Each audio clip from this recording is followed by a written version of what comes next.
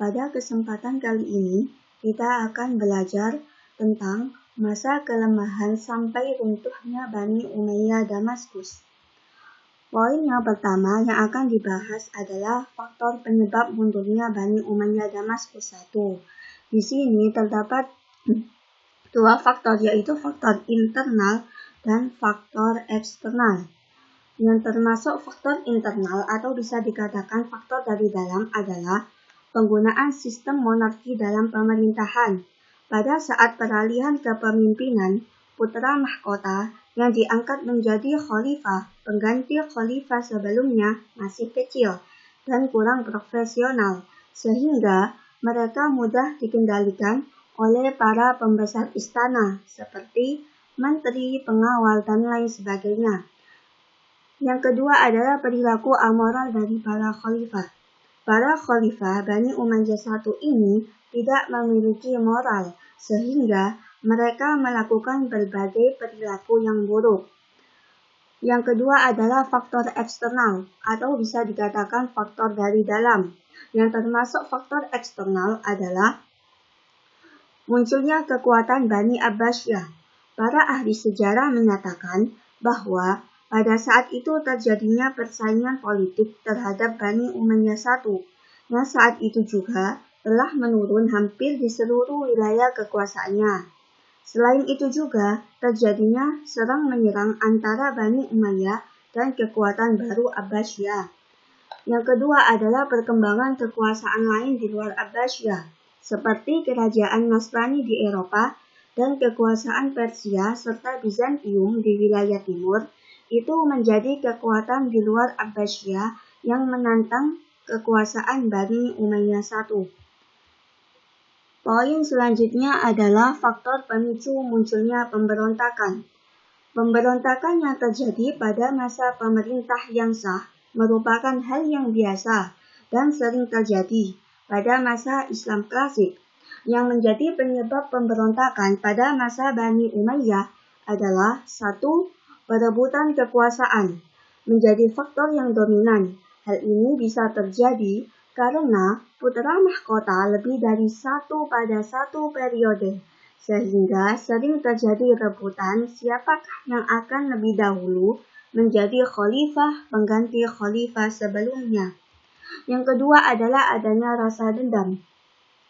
Adanya rasa dendam antara khalifah dan masyarakat atau dengan pembesar istana, sehingga bisa memicu pemberontakan.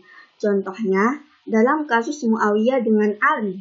Muawiyah yakin bahwa terbunuhnya Sayyidina Utsman bin Affan, Ali ikut terlibat. Oleh sebab itu, Muawiyah menaruh dendam terhadap Ali. Ia pun melakukan berbagai cara untuk menurunkan Ali dari pemerintahannya. Yang ketiga adalah harta kekayaan yang melimpah. Umat Islam pada masa itu selalu memenangkan berbagai peperangan, sehingga pemerintahan yang kalah harus membayar ghanimah kepada umat Islam.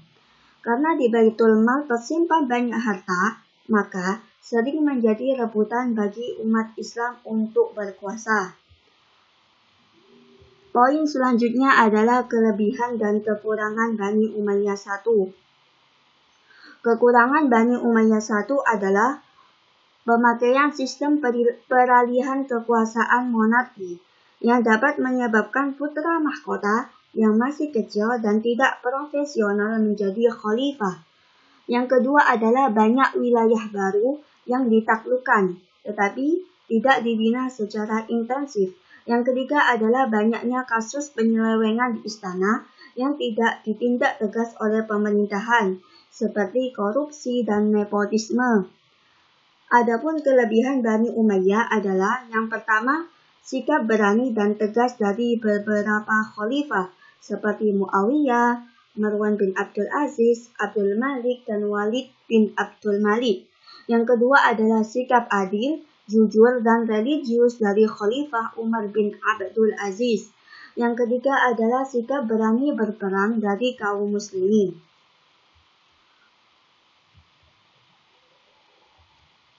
Poin selanjutnya adalah proses runtuhnya Bani Umayyah Damaskus I. Yang pertama adalah sikap tidak senang masyarakat terhadap Khalifah Bani Umayyah. Ketidaksenangan masyarakat terhadap pemerintahan Bani Umayyah disebabkan oleh praktek-praktek amoral dari para khalifah melalui acara yang dilaksanakan dalam istana dengan alasan untuk menghibur para pembesar istana. Yang kedua adalah peperangan melawan keturunan Abbasiyah. Lemahnya pemerintahan Bani Umayyah I yang terjadi hampir di semua wilayah kekuasaan. Sementara, kekuatan baru muncul sebagai lawan politik, yaitu Abbasiyah, sedang berkembang pesat dengan mendapat dukungan dari masyarakat Islam. Abu Abbas, pemimpin Abbasiyah yang baru menguasai berbagai wilayah Umayyah, dibantu oleh Abu Muslim al-Khurasani. Kemudian, Bani Umayyah I hanya bisa bertahan di daerah Al-Zab. Pertempuran kedua belah pihak pun tidak bisa dielakkan, dan terjadilah pertempuran Al-Zab pada tahun 132 Hijriah atau 750 Masehi. Dalam pertemuan ini, Bani Umayyah I mengalami kekalahan, dan khalifah terakhir yaitu Marwan bin Muhammad melarikan diri. Marwan kemudian dikejar oleh pengikut Abu Abbas dan dibunuh di Mesir.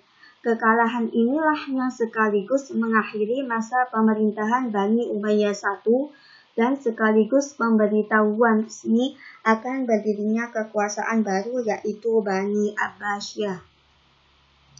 Sekian dari saya. Alhamdulillahirabbil alamin. Terima kasih atas perhatiannya dan wassalamualaikum warahmatullahi wabarakatuh.